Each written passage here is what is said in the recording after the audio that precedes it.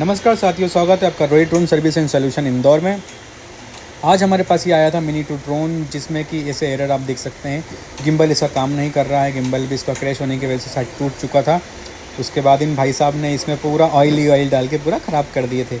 देखा, मैंने बोर्ड खोल कर देखा तो भैया भाई साहब ने पूरे बोर्ड पर भी ऑयल डाल चुके थे। अब ऑयल आप देख सकते हैं। इसके बाद मैं आपको गिम्बल दिखाता हूँ।